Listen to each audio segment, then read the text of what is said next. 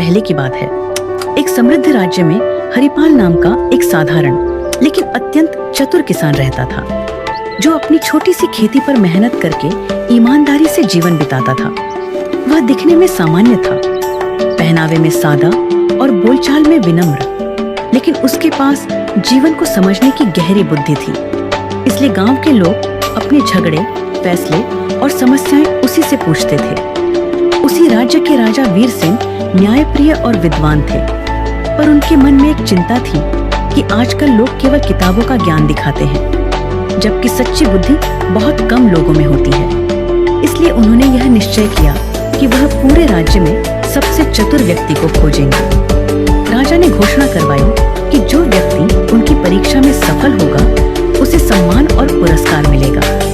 बड़े बड़े विद्वान, व्यापारी और चालाक लोग राजधानी पहुंचे, पर हरिपाल शुरू में नहीं गया, क्योंकि उसे न इनाम का लालच था और न दरबार की चाह। लेकिन गांव वालों के आग्रह पर वह साधारण वस्त्र पहनकर राजा के सामने उपस्थित हुआ। राजा ने पहली परीक्षा में एक पत्थर और लकड़ी का टुकड़ा दिखाकर पूछा कि इनमें से अधिक उपयोगी क्या है। अधिकतर लोगों ने तुरंत उत्तर दिया, पर हरिपाल ने कहा कि उपयोग वस्तु में नहीं, परिस्थिति में होता है। यह उत्तर सुनकर राजा प्रभावित हुए।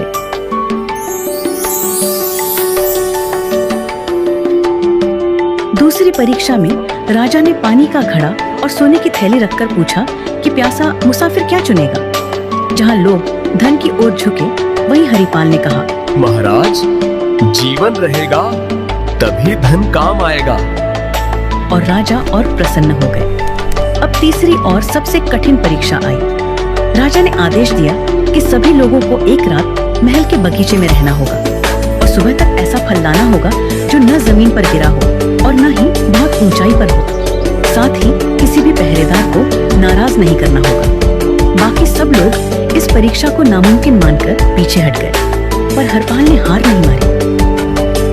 रात भर सोचने के बाद हरिपाल को समझ आया कि राजा ने यह नहीं कहा था कि फल केवल पेड़ से ही तोड़ा जाए, बल्कि यह कहा था कि फल न तो जमीन पर गिरा हो और न ही बहुत ऊंचाई पर हो।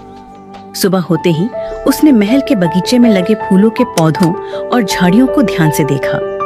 तभी उसकी नजर एक अंगूर की बेल पर गई, जो दीवार के सहारे छड़ी हुई थी। उस पर फल यानी अंगूर जमीन से ऊपर था, लेकिन किसी ऊंचे पेड़ पर नहीं। हरिपाल ने पहरेदारों से विनम्रता से पूछा कि क्या वह उस बेल के पास जा सकता है, क्योंकि वह राजा की आज्ञा का पालन कर रहा है।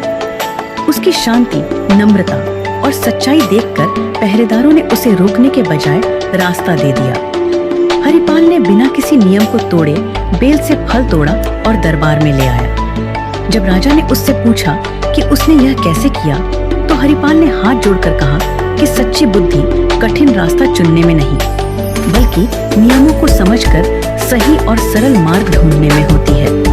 यह सुनकर राजा वीर सिंह अत्यंत प्रसन्न हुए और उन्होंने घोषणा की कि हरिपाल ही सच्चा चतुर है, क्योंकि उसने ज्ञान, धैर्य और व्यवहार तीनों का संतुलन दिखाया है। राजा ने उसे सोने का पुरस्कार दिया, लेकिन हरिपाल ने उतना ही सोना लिया जितना गांव में कुआं बनवाने के लिए आवश्यक था, और बाकी लौटा दिया। यह देखकर राजा ने कहा कि जो बुद्धि दूसरों के भले के लिए काम आए, वही सबसे बड़ी बुद्धि होती है।